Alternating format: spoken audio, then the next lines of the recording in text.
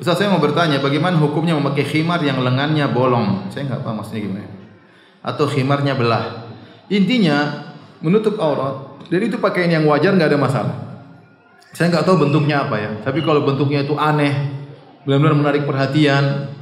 Ya, adapun kalau seorang berinovasi kemudian itu memudahkan gerakan, misalnya tetap saja aurat tertutup dengan memudahkan gerakan, maka nggak ada masalah. Jilbab bermacam-macam ya. Jilbab bermacam-macam. Tapi intinya kalau itu ternyata benar-benar menarik perhatian sehingga beda daripada yang lainnya, orang semua mandang ya, maka ini sebaiknya dijauhi. Jangan sampai kita memakai jilbab yang menjadi sumber perhatian laki-laki yang lain. Ustaz, bagaimana dengan hukum pakai cadar namun terlihat alisnya? Kan masalah cadar masalah khilaf di kalangan para ulama. Masalah cadar adalah masalah yang khilaf di kalangan para ulama. Bagi yang mengatakan wajib, maka wajah semakin banyak tertutup semakin baik ya. Sebenarnya mengatakan hanya mata satu yang apa? Terlihat ya. Kalaupun tertutup maka sebisa mungkin jangan sampai kebuka lebar ya. Saya rasa kalau mata ya masih wajar lah ya. Mudah-mudahan tidak mengapa ya. Tapi semakin tertutup semakin baik. Semakin tertutup semakin baik. Ustaz, bagaimana dengan wanita yang terlihat cantik dengan bercadar? Ya itu qadarullah ya. Begitu dibuka ternyata di luar dugaan misalnya. Jadi ya kita tugas anti pakai cadar, itu sih tugas anti. Mau terlihat lebih cantik, yang penting antum bukan sengaja, anti tidak sengaja untuk menarik perhatian para laki. Ya, pakai cadar biasa aja, cadar yang nyaman kita pakai, yang mungkin kita bernapas juga nyaman ya. Dan tidak berniat untuk bergaya di hadapan apa? Lelaki ya. Yang wajar-wajar saja. Adapun terlihat semakin cantik, ya itu lelaki yang harus tundukkan apa? Pandangan. Lelaki yang harus tundukkan pandangan. Bagaimana hukum meluruskan rambut yang bergelombang atau keriting? Enggak jadi masalah. Meluruskan rambut, mengkeritingkan rambut tidak jadi masalah.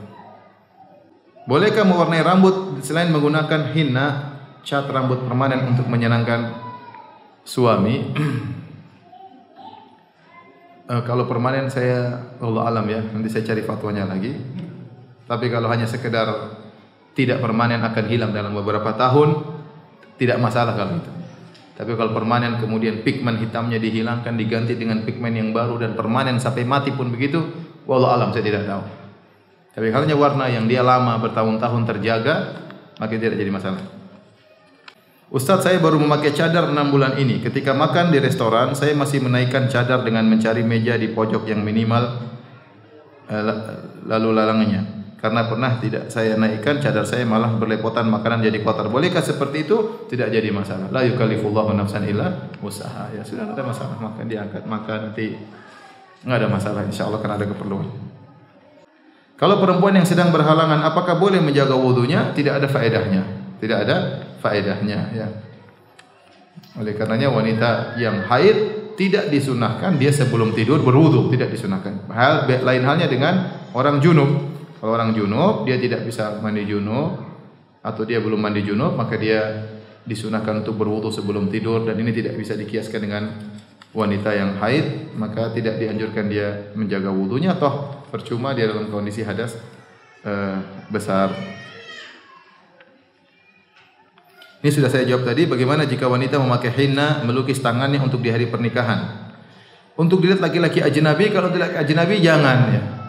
Tapi kalau untuk kita sendiri di antara ibu-ibu, maka enggak ada masalah. Mau dihias di badan pakai gambar misalnya pakai enggak ada masalah. Tapi kalau lihat laki-laki sebaiknya dijauhi karena tidak boleh. Perhiasan tersebut bukan untuk laki-laki ajnabi. Fenomena yang terjadi akhir-akhir ini marak penawaran busana muslimah dengan aneka model dan aksesoris, baik di kalangan orang-orang umum maupun ummahat yang sudah biasa ta'lim. Banyak mereka pasang status iklan perlengkapan busana muslimah dan aksesorisnya. Intinya saya tidak mau sebutin masing-masing, tapi intinya selama itu syar'i enggak ada masalah kita iklan baju apa? Syar'i. Selama itu apa? Syar'i. Kita ingin memindahkan manusia, wanita-wanita dari pakaian yang tidak syar'i menuju pakaian yang syar'i. Pakaian saya tersebut modelnya biasa, indah tapi biasa, artinya tetap menutup aurat, bukan yang menimbulkan syahwat ya. Maka tidak mengapa, harusnya kita dukung kalau ada produk-produk yang syar'i. Ini syar'i, ini bagus ya. kita boleh jualan dan kita boleh iklankan. Tetapi kalau produk tersebut ternyata aneh misalnya, kemudian ada seperti lekukan-lekukan seperti rambut misalnya, ini nggak boleh, berarti tidak syar'i. Intinya selama pakaian tersebut syar'i tidak mengapa diiklankan.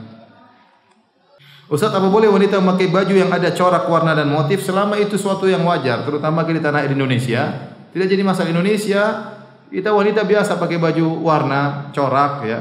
Ada mungkin renda-renda kecil, nggak ada masalah. Itu hal yang biasa aja, nggak ada masalah. Dan itu bukan suatu yang menarik perhatian. Tetapi kalau sudah berlebihan ya, coraknya ada gambar pohon di jilbabnya, ya itu mungkin orang akan melihat. Tapi selama tipis-tipis yang renda-renda biasa, nggak ada masalah. Warna beda saja nggak ada masalah ya. Ya. Lain halnya misalnya hal itu dipakai di Arab Saudi, ya itu akan menjadi pusat perhatian. Tapi kita karena hukum jilbab adalah masalah kembali kepada masalah urf masyarakat kita, nggak ada masalah seperti itu. Ya, nggak ada masalah. Selama tidak berlebihan sehingga menarik perhatian. Ustadz, dulu wanita menjalankan gigi untuk keindahan. Zaman sekarang wanita merapatkan gigi, memakai behel untuk keindahan dan kerapian gigi. Bolehkah Ustadz? Kalau memang gigi tersebut sudah indah, kemudian pakai behel, maka hukumnya haram. Tapi kalau gigi tersebut memang bermasalah, ya, misalnya ada mancung sedikit, agak menjorok ke dalam sedikit, ada tumbuh di atas sedikit, renggang mengganggu, kemudian dia rapikan, maka tidak mengapa. Dia mengembalikan kepada fungsi awal gigi tersebut. Asalnya gigi seorang apa? Rata. Dan itu bermanfaat. Misalnya ibu-ibu kalau giginya tidak teratur bisa menimbulkan bau mulut.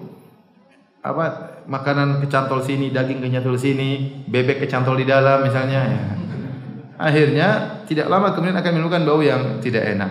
Sehingga dia boleh memperbaiki giginya ya. Tapi kalau gigi sudah bagus, kemudian ditambah entah dengan niat tertentu, saya tidak tahu untuk gaya-gayaan misalnya, karena behel juga bisa gaya-gayaan. Sudah begini dikasih misalnya perhiasan misalnya. Saya bilang enggak perlu. Fungsi kita pakai behel bukan untuk gaya-gayaan, tetapi untuk memperbaiki gigi. Kalau memang gigi sudah baik ya, dan itu kadang butuh bertahun-tahun, kalau sudah baik, sudah normal, maka dilepas behel tersebut. Tapi intinya kalau untuk memperbaiki posisi gigi yang tidak bagus supaya makan dengan enak, supaya tidak tersisa kotoran-kotoran gigi, maka tidak jadi masalah. Saya suka berhias dalam rumah. Qadarullah suami tidak suka. Suami tidak suka istrinya berdandan. Apakah saya harus mengikuti suami? Ini suaminya enggak beres ini. Mungkin tanya berdandan model apa? Mungkin gaya ibu waktu berdandan dia tidak suka, terlalu menor mungkin warnanya diganti. Mungkin kalau dia tidak, ibu pakai merah maron dia enggak suka. Coba pakai hitam kelabu coba, siapa tahu dia mau. Tapi intinya kalau memang suami bilang saya tidak mau berhias ya turut aja sama suami. Tapi kita secara naluri tentunya lelaki ingin istrinya apa? Berhias. Ya. Aneh kalau seorang laki tidak ingin istrinya berhias. Cuma mungkin tidak cocok, bisa jadi demikian. Saya rasa demikian. Dia tidak cocok kalau terlalu ini kok jadi kayak boneka misalnya ya. Ya, jadi mungkin dia tidak suka atau dilihat ini kok wajah kayak wajah wanita nakal misalnya, kita enggak tahu. Tanyakan kepada suami. Tapi saya rasa kalau mau suami tidak suka make up, maka perhatikan yang lain. Tubuh kita perhatikan, harumkan, segarkan, olahraga dan yang lainnya, kuruskan misalnya ya, dan yang lainnya. Maka insya Allah itu semua sepakat ya. Ustaz, suami istri kalau kentut apa harus saling menjauh? Tidak harus. Dianjurkan. Ya kalau suami enggak suka, kita lihat suami kita. Kalau suami biasa-biasa aja. Ada suami yang biasa aja, suaminya istrinya kentut, maaf Mas ya, dia biasa iya. Ini karena saya cinta sama kamu saya hirup. Tapi ada yang mungkin istrinya kentut dia buka jendela. Wah, apa ini? Sudah kalau suami model begitu kentut di luar, jangan dalam ya. Ke kamar mandi kentut. Beda-beda orang, ada yang biasa aja. Kentut ya biasa, dia juga kentut, istrinya juga biasa ya. Tergantung. Maka saya bilang tergantung, tapi kalau harus enggak, cuma tergantung kondisi model suami kita, model istri kita. Ada yang enggak kuat dengan bau seperti itu, begitu cium kentut suaminya dia kepalanya pusing, ya udah. Kita jangan membuat mudarat kepada istri, kentut di luar di kamar mandi. Tapi kalau biasa-biasa aja, ya enggak ada masalah, Anda harus keluar. Ustaz, saya seorang ibu yang sedang berjuang melawan sihir. Wallah alam. Ya, berilah saya nasihat bagaimana saya harus menjalani hidup. Itu sihir adalah ujian ya. Apakah ibu berhasil Allah cabut sihir tersebut atau tidak, itu adalah ujian. Kalau Nabi SAW berkata kepada wanita yang sakit demam, la tasubbil humma fa innaha tuthibu khotoya bani Adam kama yuthibul kir khabathal hadid. Jangan kau mencela demam, sungguhnya demam itu bisa menghilangkan dosa-dosa. Ya maka sihir, penyakit yang parah ya, terganggu, terasa sakit, kalau yang penting sabar dulu, maka itu akan argo pahala jalan tiap hari. Tapi kita berusaha berdoa kepada Allah ya. Boleh kita ruqyah diri kita sendiri, boleh suami kita meruqyah anak-anak kita ruqyah, enggak ada masalah ya. Saya tahu ada kawan saya, dia hafidz Quran. Dia terkena sihir. Sudah diruqyah enggak sembuh-sembuh. Dia sembuhnya gimana? Sembuhnya dia hajian, berdoa di padang Arafah, sembuh. Karena dia ngeluh sama saya, Ustaz ini, dia hafidz Quran. Ya, subhanallah. 2 orang teman saya yang masukkan jin hafidz Quran. Ya, mungkin sebelum dia hafidz sudah terkena jin. Tapi dia salah satunya sembuh bukan gara-gara ruqyah, tapi dia tawakal kepada Allah di hajian, berdoa di padang Arafah, sembuh ya. Mau saya sabar dalam menghadapi kehidupan. Ya, misalnya seorang ternyata terluka atau ternyata mengalami mara bahaya karena sihir tersebut, maka insya Allah saya bilang itu sebagai penggugur dosa. Ustaz, bolehkah saya menolak suami ta'addud dengan alasan calon madu banyak omongan kalau dia tabarruj, tapi suami sudah izin dan calon madu mau membantu dakwah suami. Allah alam ya. Ini harus jelas di depan saya baru saya bisa jawab. Ini enggak jelas semua ini. Madunya kayak apa ya? Kesalahannya di mana ya? Tapi intinya kalau suami mau poligami, nasihati cari istri yang apa? Soleha. Jangan cari istri yang bikin masalah banyak ya. Sewaktu saya menikah, alis saya dicukur oleh penata rias dengan alasan biar makin cantik. Padahal dari awal saya sudah larang, namun dia cukur juga walaupun sedikit. Dan sekarang setelah itu alis saya tumbuh pada bagian yang dicukur. Bagaimana hukumnya? Apakah saya berdosa? Kalau sudah terlanjur ya sudah lewat. Apalagi ibu enggak mau, ternyata dia paksa, ya sudah, istighfar aja, mudah-mudahan enggak ada masalah. Jangan diulang lagi. Ustaz, bagaimana hukumnya antara hubungan anak tiri perempuan dengan ayah tirinya? Anak tiri perempuan, wanita janda punya anak, kemudian dia nikah dengan seorang laki-laki, anak tiri ini menjadi mahramnya, mahram bagi bapak tirinya. Sebaliknya juga seorang janda nikah sama duda atau seorang wanita nikah sama duda itu punya anak laki-laki. Anak laki-lakinya adalah mahram bagi dia, bagi istri bapaknya. Adapun anak bawaan sang perempuan janda dan anak lelaki bawaan duda, maka itu bukan mahram. Mereka boleh menikah. Paham ya? Ustaz, bagaimana hukumnya jika wanita yang bercadar tapi ketika sedang di hadapan keluarganya dia membuka cadarnya? Dalam artian di sini ada ipar sepupu laki-lakinya tapi tidak sampai membuka auratnya.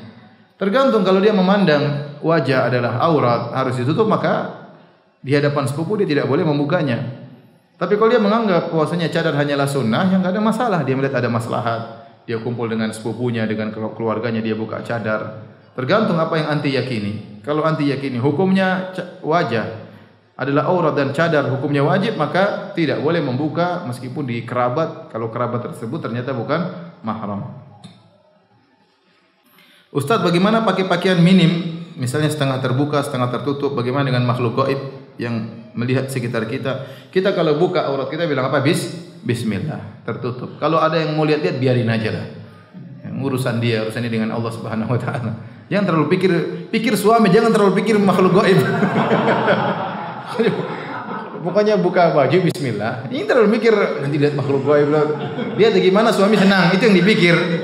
Makhluk gaib urusan dia, mau tertarik enggak tertarik bukan urusan apa? Urusan kita. Yang penting suami kita apa? Tertarik. Bolehkah wanita potong rambut di atas bawah? Enggak ada masalah. Di atas bawah pendek enggak ada masalah. Yang penting model tetap model apa? Perempuan, enggak ada masalah. Karena kalau panjang mudah rontok, enggak ada masalah. Minta izin suami ya. Minta izin apa? Suami. Karena suami yang suka rambut panjang pendek itu hak suami. Maaf, apa boleh meluruskan mengeriting rambut untuk saya? Boleh, enggak ada masalah. Wanita yang baik itu yang berdandan untuk suami dan tidak menolak poligami. Bukan begitu, Ustaz? Masya Allah. Wanita yang baik itu yang berdandan untuk suami dan tidak menolak poligami. Ini kayaknya dari laki-laki nih, bukan perempuan. Tapi tolonglah Ustadz nasihati para bapak-bapak ini untuk menjaga adab membahas poligami antara sama mereka, terutama di medsos. Sangat rusuh. Seperti ilmunya hanya seputar wanita dan ranjang, bikin enak. Silakan poligami saja, tidak usah bahas kepanjangan, kurang mulia. Oh, dari wanita, suara hati wanita. Kalau bapak dengar itu, jangan terlalu banyak geledek ya. Menyakiti hati istri ya. Baca WA tulisannya poligami melulu ya. Jangan ya. Ustaz, bagaimana hukum wanita berenang dengan baju renang muslimah yang ada rok? Jangan berenang di hadapan laki-laki ajnabi, karena kalau sudah basah akan kelihatan lekukan apa? Tubuh ya. Berenang di antara wanita enggak ada masalah. Di antara wanita berenang, kolam renang buat wanita disewa misalnya untuk wanita aja. Ini pertanyaan saya enggak ngerti ya. Bagaimana hukum wanita memakai khimar yang lengannya berlobang, hand split? Apa ini, enggak ngerti saya. Meski warna khimarnya hitam, saya enggak paham. Bagaimana mendakwai orang tua dan saudara yang belum mau taubat dari riba, padahal sudah disampaikan kepada mereka peringatan, tapi mereka tetap meminjam uang ke bank. Tugas kita hanya menasihati. Bersikap baik kepada mereka. Siapa tahu ada waktu mereka sadar ya. Kita enggak bisa maksa, kita cuma nasihati. Ustaz, bagaimana dengan wanita yang make up di luar rumah akan tapi suaminya mengizinkan atau bangga serta selalu mengikuti tren? Ini suami enggak benar ya. Dia mau ingin istrinya kelihatan cantik dilihat oleh laki-laki yang lain. Dia bangga punya istri yang cantik. Yes, memang ada sifat laki seperti pamer, ingin pamer istri saya apa? Cantik. Ya, maka dia suruh dandan rapi-rapi biar laki-laki lain ngiler lihat istrinya ya.